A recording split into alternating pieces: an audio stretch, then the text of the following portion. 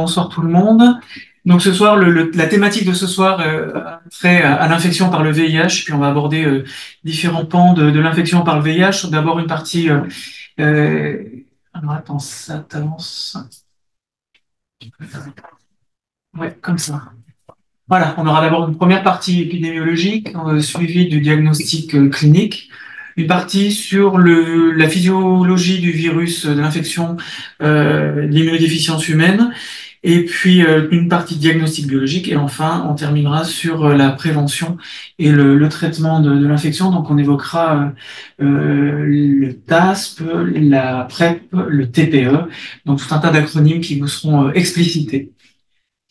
Pour ce qui est donc de la première partie et des données épidémiologiques, donc je vais commencer. Actuellement, sur les suivis d'infection, donc là je vous ai donné les dernières données consolidées au niveau national qui sont diffusées par Santé publique France. Donc les dernières données consolidées de 2022, on tourne à peu près actuellement entre 4200 et 5700 découvertes d'infection par le VIH sur les dernières années. Alors pourquoi 4002 et 5007 cette variation? Parce qu'il y a des estimations basses et des estimations hautes en fonction des sources de données, des recoupements de sources de données. Toujours est-il que, quelle que soit la fourchette basse ou la fourchette haute, on note une diminution du nombre de dépistages d'infections par le VIH depuis plus de 10 ans maintenant, depuis 2012, de 11% par rapport à l'estimation basse et de 21% si on prend en compte les estimations hautes.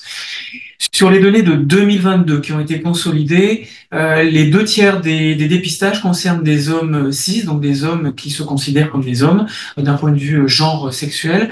Les femmes cis correspondent à un petit peu moins d'1/3 des nouveaux dépistages, et 2% de ces dépistages concernent des personnes en transidentité. L'âge médian de découverte est de 37 ans. 2/3 de ces découvertes concernent des personnes âgées de 25 à 49 ans, donc avec une activité sexuelle en âge d'avoir des relations sexuelles, même si on peut en avoir avant 25 ans puis après 49 ans. En tout cas, c'est le pic du nombre de relations.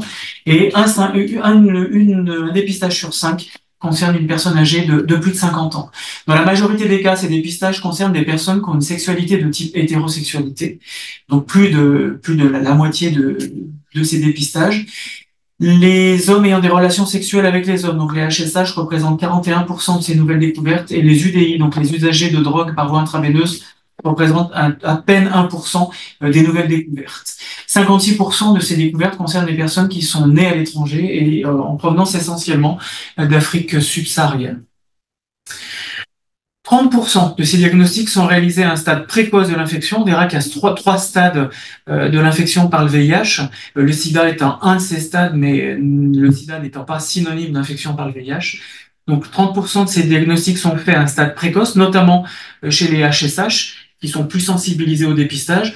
48% d'entre eux sont diagnostiqués à un stade précoce, ce qui veut dire que quand même plus de la moitié sont diagnostiqués à un stade tardif. Et les stades tardifs représentent 28% des dépistages, stade de sida ou un stade au cours desquels les CD4, donc les lymphocytes T4 qui sont attaqués par le virus, sont inférieurs à 350, donc définissant, en tout cas induisant une immunodépression.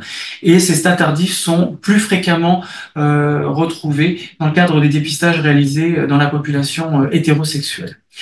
Le nombre de diagnostics de sida, donc de syndrome d'immunodéficience acquis, est en nette diminution depuis longtemps maintenant. Et notamment, en 2022, on a diagnostiqué moins de 800 cas de sida, donc d'infection par le VIH, à ce stade d'immunodépression. L'âge médian de diagnostic du sida est un tout petit peu plus élevé puisqu'il est de 44 ans. C'est logique puisqu'il faut que l'infection ait suffisamment évolué pour entrer dans un stade de sida. Et ce qui est important, c'est que 2 fois sur 3, les personnes ignoraient leur séropositivité, en tout cas disaient ignorer leur séropositivité au moment du diagnostic de l'infection par le VIH à un stade de sida. Et ces personnes qui ignoraient leur séropositivité, c'était 75% des hommes ayant des relations sexuelles avec des hommes à un diagnostic tardif d'infection par le VIH, et 63% des hétérosexuels pour lesquels le diagnostic d'infection par le VIH était fait à ce stade tardif. Donc encore une fois, une ignorance d'une séropositivité antérieure conduisant à un diagnostic tardif, qu'on soit hétérosexuel ou homosexuel. Les pathologies inaugurales, donc qui aboutissaient, en tout cas qui conduisaient au diagnostic et au dépistage de l'infection par le VIH, étaient dans un petit peu plus d'un quart des cas une pneumocystose pulmonaire, donc une infection respiratoire. Dans 13% des cas, il s'agissait de la survenue d'un diagnostic de toxoplasmose cérébrale qui conduisait au diagnostic d'infection par le VIH et donc au diagnostic de SIDA. Et une fois sur 10, il s'agissait d'un diagnostic de tuberculose pulmonaire. Je rappelle juste que tout diagnostic de tuberculose pulmonaire doit faire rechercher une infection sous-jacente par le VIH. D'un point de vue clinique, qu'est-ce qu'on peut en dire? Donc l'infection par le VIH évolue en trois stades, trois grands stades habituellement. Donc il y a l'étape de primo-infection qui correspond à une étape de réplication virale intense et une diffusion du virus dans les différents réservoirs de l'organisme, donc une propagation de l'infection. On verra que cette étape de primo-infection n'est pas systématiquement symptomatique. À cette phase de primo-infection, on va avoir donc une stimulation de l'immunité anti-VIH qui va se mettre en place, donc avec une production notamment d'anticorps anti-VIH qu'on va pouvoir doser. Et cette immunité anti-VIH va faire succéder à cette phase de primo-infection une phase chronique d'infection par le VIH qui peut durer plusieurs années, qui peut être asymptomatique ou qui sera marqué par des événements cliniques que nous on appelle mineurs, donc qui ne sont pas des événements cliniques classant pour l'immunodépression, donc définissant le stade de SIDA. On peut avoir des manifestations générales et puis de temps en temps, on aura des tableaux de diarrhée chronique, donc des diarrhées qui vont persister dans le temps. On verra quels sont les différents tableaux cliniques rapidement qui peuvent survenir au cours de cette phase chronique. Si l'infection n'est pas dépistée à cette phase-là et que aucun traitement n'est mis en route, on peut évoluer vers un stade de SIDA, donc d'immunodépression profonde, par chute des lymphocytes T4, qui va se manifester la plupart du temps par la survenue d'infections dites opportunistes.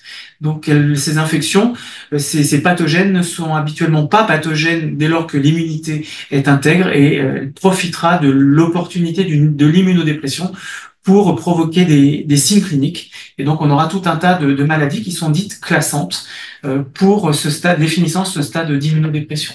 À côté de ces infections opportunistes, on va avoir juste après des cancers qui vont être classants, puisque les personnes séropositives infectées par le VIH seront plus susceptibles de développer tout un tas de pathologies cancéreuses, oncologiques.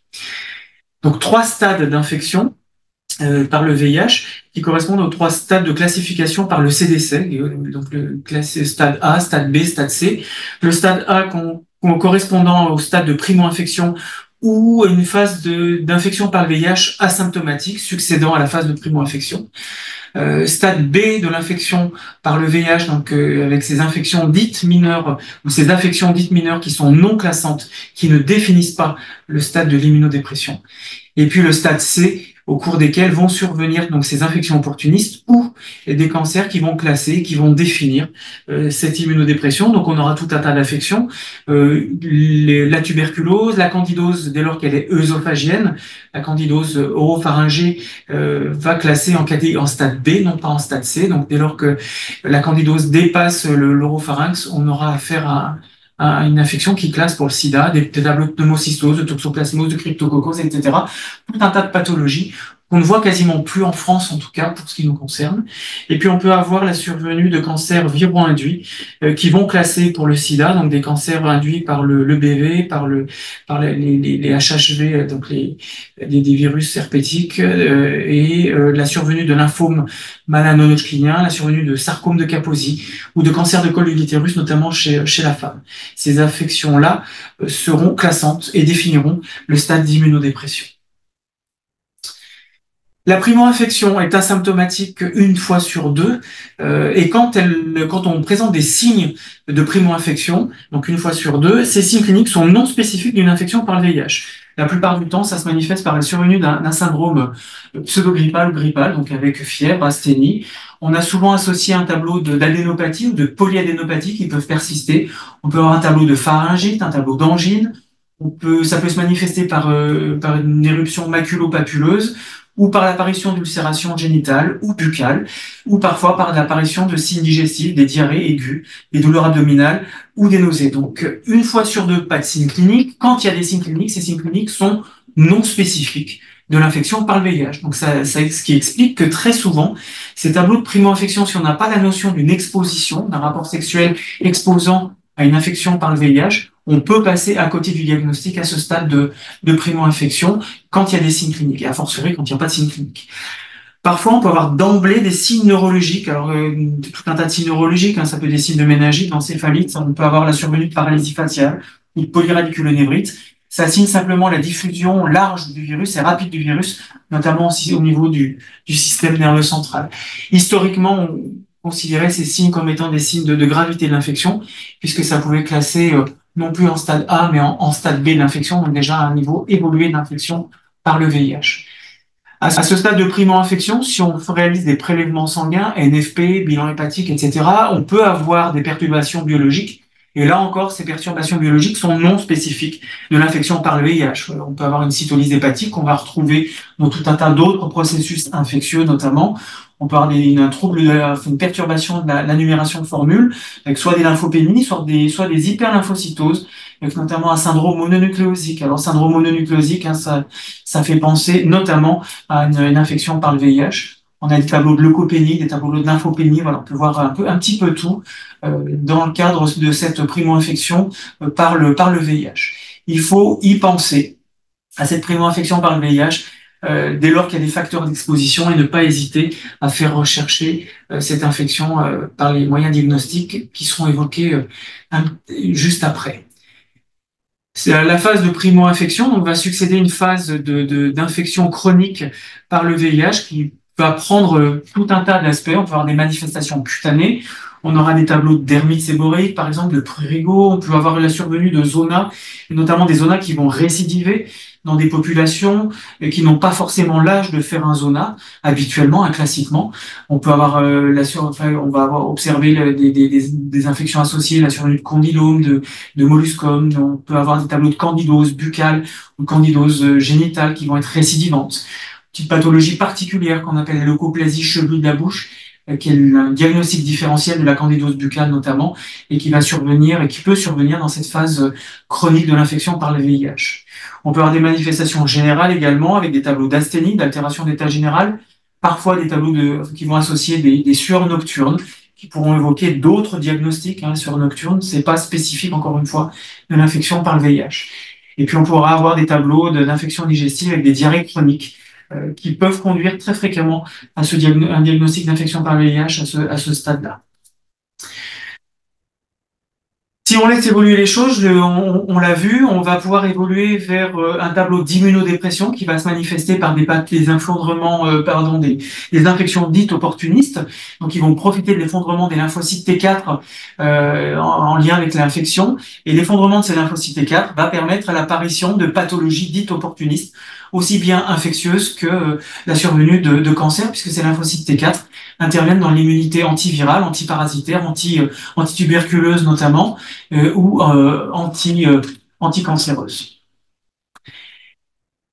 On peut retrouver également dans quel que soit le stade, et notamment dans ces infections évoluées, des infections non opportunistes, des infections communautaires qui vont être plus fréquentes ou plus sévères dès lors que l'immunodépression sera installée. C'est le cas notamment des IST. On sait que les tableaux d'IST sont plus graves et ont une expression clinique beaucoup plus grave que au stade de SIDA qu'au stade de non-SIDA ou chez des personnes non infectées par le VIH. On a des tableaux de pneumonie à pneumocoque également qui sont plus graves dans leur expression clinique, des infections digestives également, et il n'est pas rare de retrouver des tableaux de co-infection avec le virus de l'hépatite B ou de l'hépatite C. Et là, on a très souvent des infections hépatite B, hépatite C qui sont plus rapidement évolutives chez ces personnes infectées par le VIH que les infections hépatite B, hépatite C qui surviennent dans une population non co-infectée par le virus de l'immunodéficience humaine. En somme, la problématique et la difficulté que nous pose l'infection par le VIH en termes de dépistage, c'est qu'elle est très souvent et très longtemps, ou elle peut être très longtemps asymptomatique, donc elle va passer sous les radars la plupart du temps, ce qui explique pourquoi on peut avoir des diagnostics à des stades tardifs encore actuellement, et qu'on a un gros travail à faire pour dépister beaucoup plus précocement des personnes qui auraient pris des risques et qui auraient pu être exposées à ce virus-là. Quand on a des symptômes ou des signes cliniques, malheureusement, sauf à un stade évolué de l'infection, hein, quand on est au stade d'immunodépression, c'est clair qu'une pneumocystose conduit rapidement et tout de suite au diagnostic de sida et d'infection par le VIH. Mais mis à part le stade d'immunodépression, les autres stades de l'infection par le VIH, quand il existe des signes cliniques, ces signes cliniques sont peu ou non spécifiques de l'infection par le VIH. Donc là encore, on peut passer à côté d'un dépistage et du diagnostic de cette infection. Il faut revenir donc et replacer systématiquement dans le cadre de la prévention d'infection par le VIH à l'utilisation du préservatif. On va parler de la PrEP, on va parler du TPE, on va parler du TASP, donc des moyens thérapeutiques qui sont mis à disposition pour prévenir l'infection par le VIH. Et puis toute la partie counseling, qu'on peut apporter à nos patients dans le cadre de la sexualité, sans être culpabilisateur, mais pouvoir parler de sexualité à ses patients et dès lors qu'on a notion de multipartenariat, de couple stable qui serait ouvert à des partenaires extérieurs dans le cadre d'échangisme par exemple, ou de triolisme, etc., ou de pratiques à plusieurs, de conseiller les dépistages et les dépistages réguliers, non seulement des IST, mais également de l'infection par le VIH. Donc, proposer régulièrement des dépistages de cette infection si des facteurs de risque sont retrouvés, notamment dès lors qu'on prend en charge les populations migrantes à leur arrivée sur le territoire. Bien évidemment, la population homosexuelle, bisexuelle, masculine, donc les HSH, toutes les personnes trans, en transidentité, en parcours transidentité, qui sont plus susceptibles et souvent plus exposées aux IST et aux infections par le VIH. Bien évidemment, les travailleurs et les travailleuses du sexe et les usagers de drogue par voie intraveineuse. Donc, ne pas hésiter à questionner les patients qu'on voit sur leur sexualité en ayant un contact déculpabilisant par rapport à ça.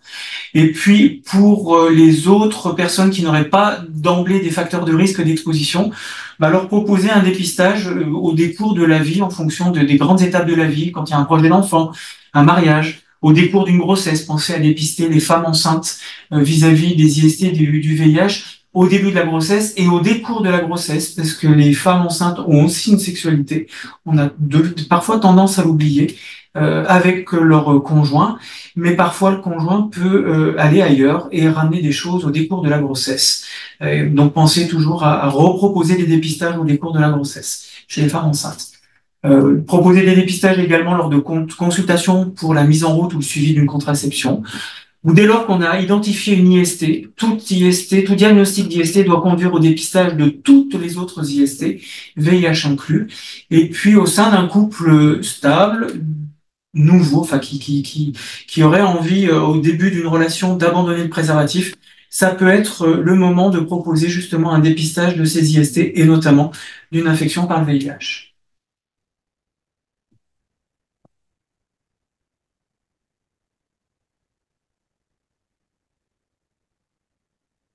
Alors, donc, je vais vous parler du virus du VIH.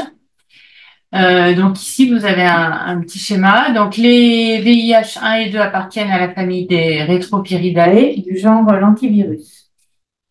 Ici, vous avez un schéma du VIH. Donc il est entouré de 15 à 20 spicules par virion qui pointent vers l'extérieur. Donc ces spicules dans laquelle il y a la fameuse glycoprotéine 120 associée à la 41. Ensuite, on a une bicouche lipidique.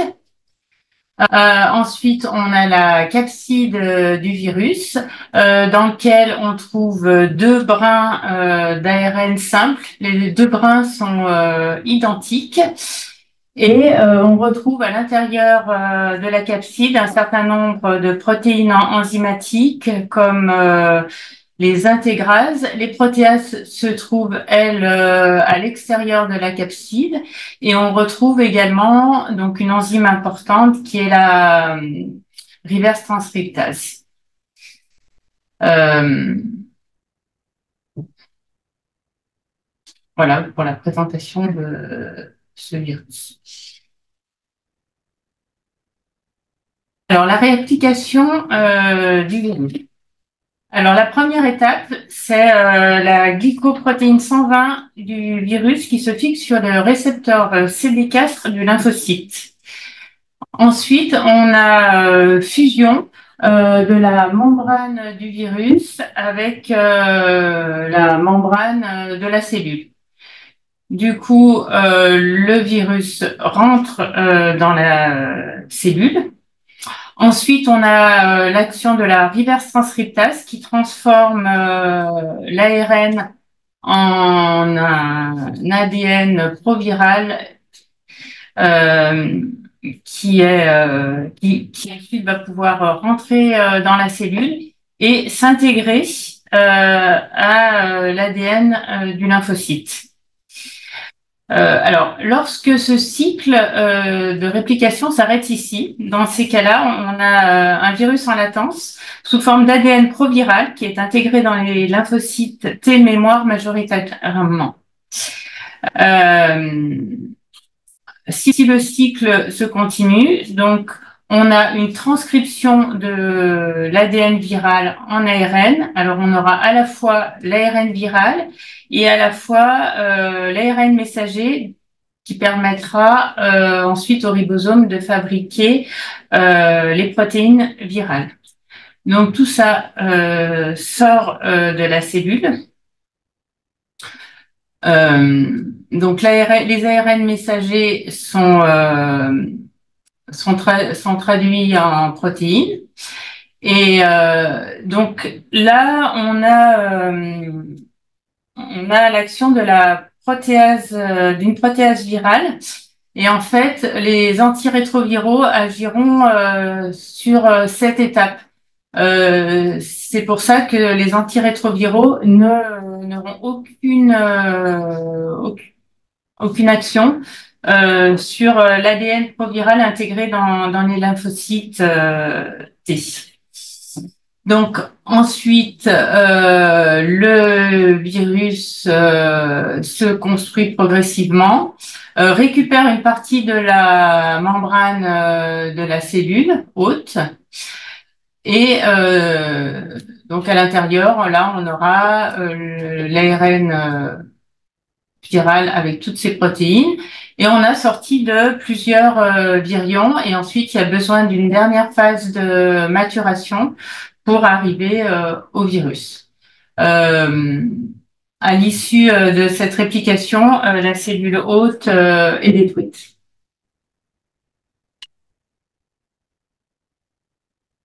Donc, les mécanismes impliqués dans la variabilité génétique des VIH, c'est dû à l'infidélité de la rétrotranscriptase qui fait des erreurs et ce qui amène à une mutation tous les 10 000 nucléotides.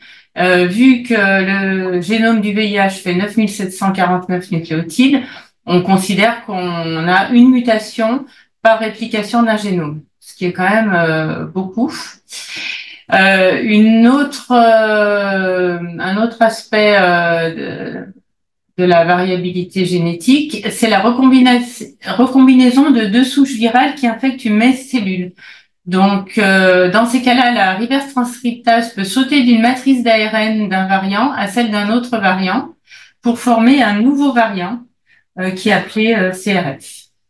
La conséquence de cette variabilité, c'est qu'on a de nombreux sous-types et formes recombinantes pour les VIH1 et VIH2. Par exemple, 1 possède 4 groupes, MNOP, on trouve une majorité de M. Le M possède 9 sous-types qui vont de A à K. Et chaque sous-type présente moins de 80% d'homologie entre eux, ce qui est pas énorme. Ensuite, le diagnostic biologique. Donc là, on voit la cinétique des anticorps. Donc, en premier, on détectera l'ARN viral. En général, entre 8 et 17 jours après le comptage. Ensuite apparaît l'antigène P24. Donc, on considère qu'il apparaît à partir du moment où il est en dessus de notre seuil de détection, bien sûr. Donc, cet antigène P24 apparaît entre le 12e et le 26e jour. Et en dernier, entre le 20e et 45e jour, on trouvera les anticorps anti-VIH. Euh, En l'absence de traitement, l'ARN circulant sera détectable. Par contre, dans tous les cas, l'antigène P24 se négativera en 3 à 4 semaines. Avec ou sans traitement, les anticorps anti-VIH resteront présents. Donc, du coup, on va parler de la charge virale en premier, c'est ce qui apparaît en premier. On la détecte par une technique de biologie moléculaire qui permet de quantifier ou de détecter l'ARN du virus. Elle est utilisée en test de confirmation en cas de dépistage positif et elle est également utilisée lors de la prise en charge des patients infectés, en évaluation pré-traitement, puis en suivi des effets du traitement jusqu'à ce qu'on trouve après traitement une charge virale indétectable et ensuite avec des contrôles réguliers que cette charge virale reste bien indétectable. Donc nous réalisons en quantitatif les charges virales. Au Griffon, on peut réaliser une charge virale qualitative en 90 minutes. Cette charge virale, pour l'instant, est à 45,50 €. Donc, le test combiné HIV, c'est un test immunologique pour la recherche de l'antigène P24, également des anticorps anti-VIH1 et VIH2. À noter que les anticorps anti-VIH1 groupe O sont inclus dans cette recherche, ce qui n'a pas toujours été le cas. Donc l'antigène P24 peut être détecté, donc comme on a vu assez rapidement après la contamination, donc à 12 à 26 jours, et disparaît après. Donc les anticorps anti-VIH, donc on a vu en 4 semaines. Alors dans cette réaction, si seul l'antigène P24 est positif, le test sera positif. Donc inutile de faire le test combiné VIH et en plus l'antigène P24 seul. On ne gagnera pas en sensibilité. Sachant que le test combiné HIV va être à 10,40 et l'antigène P24 seul sera à 14,30 €. Donc, mais bon, on peut faire une recherche d'antigène P24 seul, sachant qu'il faut se méfier parce qu'elle se négative quand même assez rapidement. Le Western blot ou immunoblot, il est réalisé en test de confirmation lorsque le test combiné est positif ou douteux. Il permet de visualiser les anticorps dirigés contre les protéines. Le Western blot permet de visualiser les anticorps dirigés contre les protéines issues des gènes ANG, GAG et POL. Et nous, on réalise plutôt un immunoblot qui permet de visualiser les protéines recombinantes, donc toutes celles-là. Donc là, on le voit sur le blot. Alors, le problème, c'est que chez certains patients affectés par un VIH du groupe O, les blots peuvent rester indéterminés pendant 12 mois. Dans ce cas, il faudra faire une charge virale pour poser le diagnostic. Ce sont des tests qui présentent une très bonne spécificité, mais une sensibilité qui est quand même inférieure au test de dépistage. Il est à 57,20 € pour l'instant. Alors, le logigramme. Donc, en premier, on va faire un test combiné HIV 1-2 antigène P24. Donc, s'il est négatif, pas de souci, on s'arrête là. S'il est positif et qu'il a déjà été connu positif. Donc, dans ces cas-là, la séropositivité VIH est confirmée. Si c'était pas connu positif, dans ces cas-là, on fait un immunoblot. Donc, si l'immunoblot sort positif en HIV1, on rendra en faveur donc d'une infection, mais ça n'empêchera pas qu'il faudra que ce soit confirmé par une seconde sérologie. Il en est de même, bien sûr, pour le HIV2. Donc, on refera faire une seconde sérologie. Si cet immunoblotte est négatif, on fera soit une antigénémie P24 ou, mieux, à mon avis, une charge virale HIV. Si cette antigénémie P24 et cette charge ou la charge virale, pardon, ressortent négatives. Dans ces cas-là, on pensera à une probable fausse réactivité du test sérologique qui sera de toute façon à contrôler. Si 15 jours après, on a ce même profil, ce sera en faveur d'une absence d'infection. Dans le cas d'une antigénémie P24 ou d'une charge virale positive, on pensera à une primo-infection et une sérologie de contrôle devra être réalisée.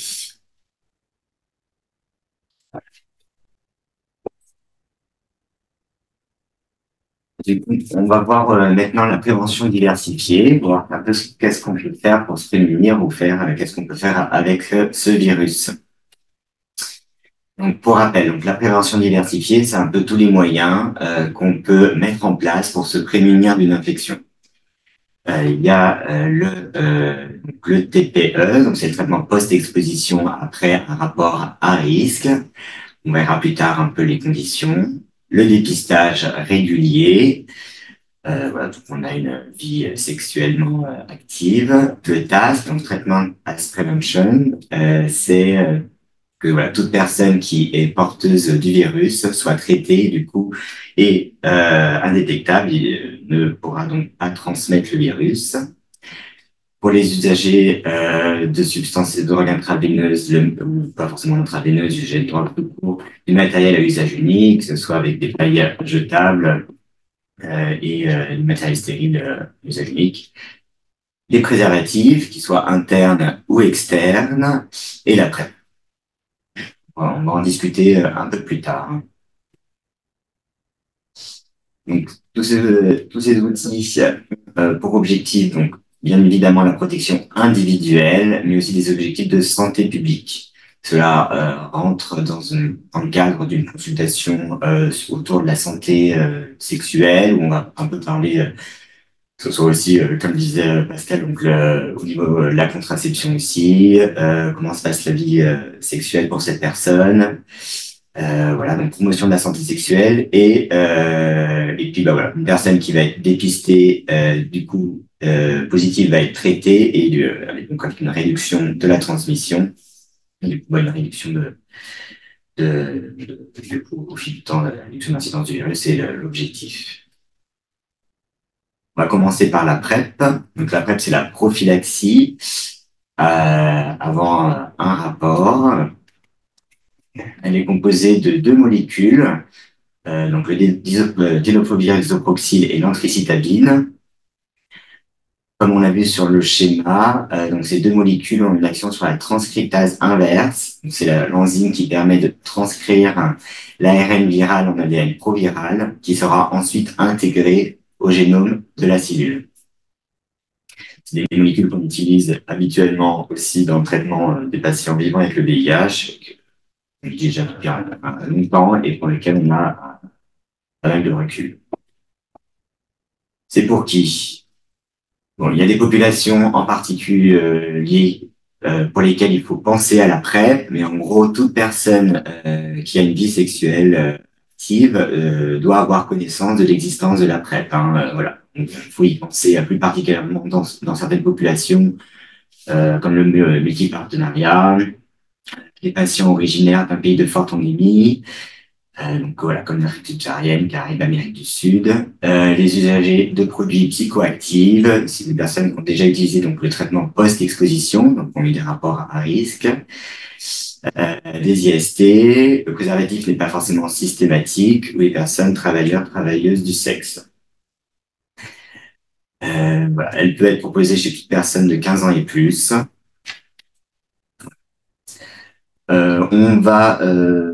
On pourra pas la prescrire tout de suite, surtout chez les personnes chez qui le statut VIH est inconnu. Donc, ça fait partie de l'entretien d'initiation, de rechercher les signes de primo-infection, voir de quand date le dernier rapport sexuel non protégé, et s'il y a une insuffisance rénale connue ou une hypersensibilité à l'un des principes actifs du produit excipient. Il y a des questions qui reviennent souvent dans des situations particulières. La prescription est possible chez les femmes avec contraceptifs, chez les personnes enceintes ou allaitantes, du coup avec un parcours de soins coordonné bien sûr avec l'équipe obstétricale. Chez les patients porteurs du VHV, la prise devrait être en continu. On verra tout à l'heure qu'il y a 2 modes de prise, à la demande et en continu. Voilà, sachant que dans la molécule, il y a un traitement qui est actif sur l'hépatite B, il faudra que chez ces patients et patientes-là, la prise soit en continu pour pas avoir de réactivation de l'hépatite. Et chez les adolescents de plus de 15 ans, la prescription est possible.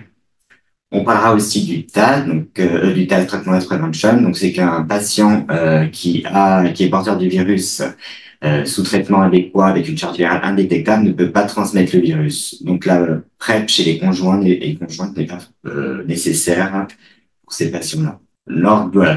Pour la PrEP, ce qu'il faut surtout déconstruire, c'est les préjugés. Il faut élargir l'accès à tous. Comme on a vu, les séroconversions ne sont pas uniquement chez le public SSH. Simplifier le parcours, et c'est une décision qui est partagée avec l'usager et l'usagère. On va voir maintenant les 2 modes de prise. Donc, on commence par le schéma en continu. Donc, on commence dans tous les cas. Donc là, ça va être pour les hommes cis et les personnes trans avec des rapports anneaux exclusivement. On commence directement par 2 comprimés en une prise, au moins 2 heures avant le premier rapport à protéger. On continue un comprimé tous les jours à la même heure, avec un délai d'oubli de plus ou moins 2 heures. Et on arrête la prise, il faut qu'il y ait au moins 2 prises après le dernier rapport à protéger si la personne veut arrêter ce schéma. Voilà. Chez les personnes transgenres avec des rapports vaginaux réceptifs et chez les femmes cis, il y a une petite nouveauté. Avant, c'était un comprimé tous les jours pendant 7 jours. Là, pour faciliter un peu le schéma, donc c'est les recommandations qu'il y a 2 mois. Voilà, l'ancien schéma n'est pas caduc, il marche quand même. Hein, c'est juste pour simplifier pour les soignants et pour les patients.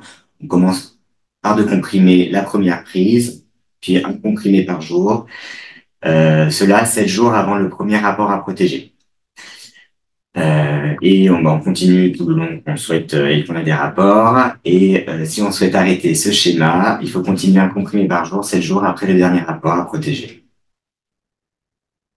Pour la PrEP à la demande, alors pour les personnes trans ayant des rapports anneaux et les hommes cis, c'est un peu comme le schéma qu'on a vu tout à l'heure, c'est 2 comprimés au moins 2 heures avant le premier rapport à protéger, un comprimé tous les jours avec un délai d'oubli de plus ou moins 2 heures.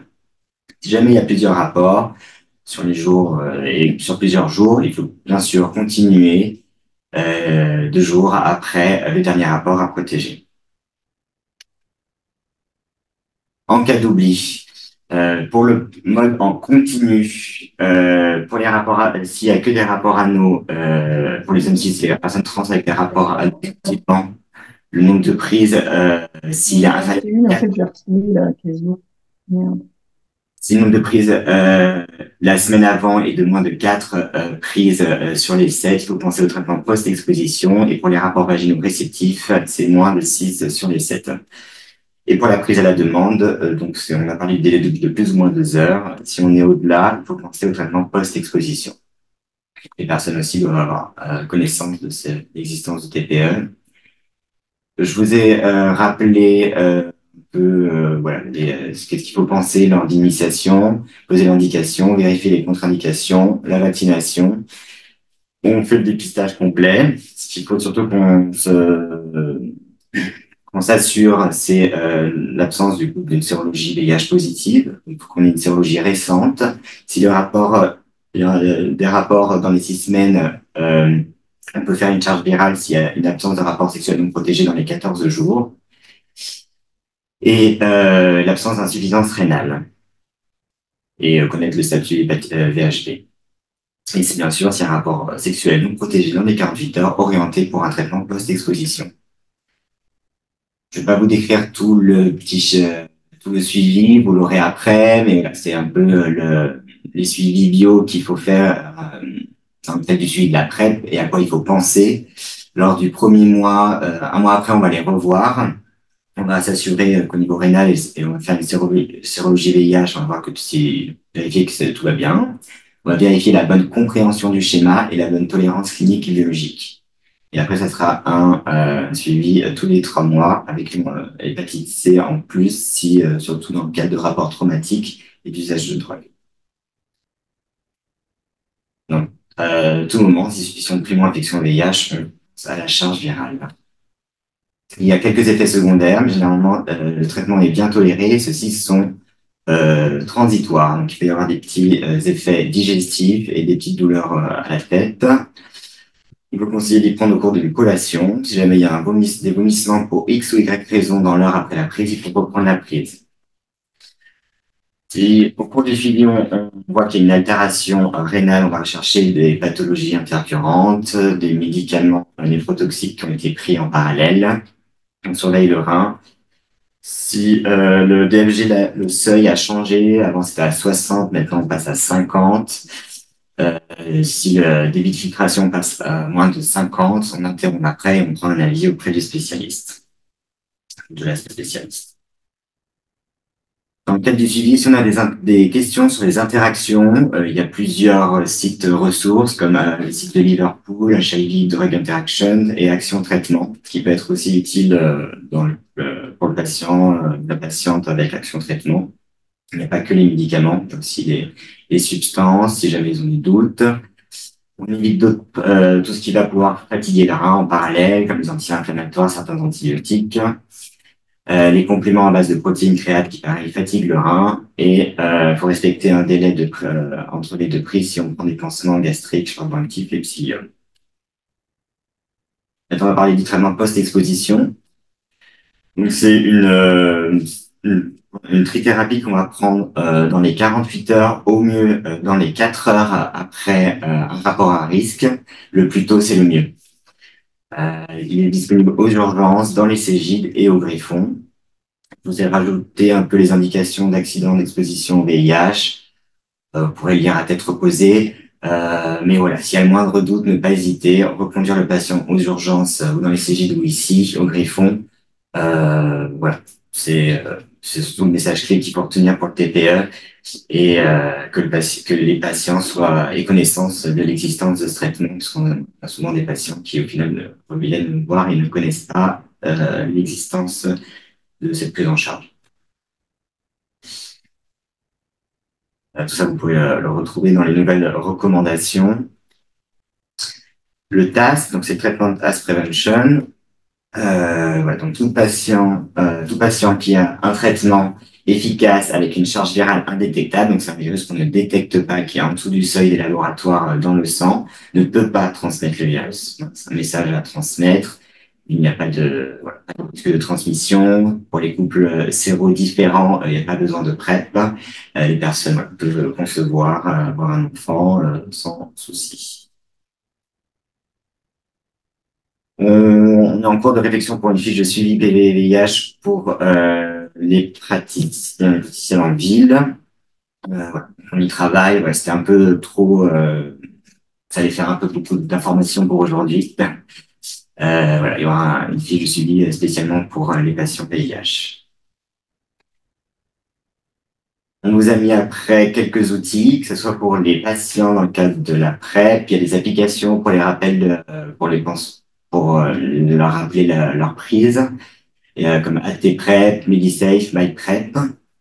Vous avez remis le site de site InfoService pour l'annuaire des Cégides et les sites où on peut se procurer un traitement post-exposition. Professionnels de santé, vous avez Format santé sexuelle maintenant, un site de formation autour de la santé sexuelle et notamment de la PrEP. Pour le suivi des patients VIH, il y a VIH Click. Des guides utiles aussi pour vous, mais aussi pour les patients et les patientes sur le site de AIDS et de EMIPS. Et il y a les hospices de Marseille qui ont fait un guide à destination des médecins de ville vers Marseille sans sida et sans hépatite. Et voilà, merci.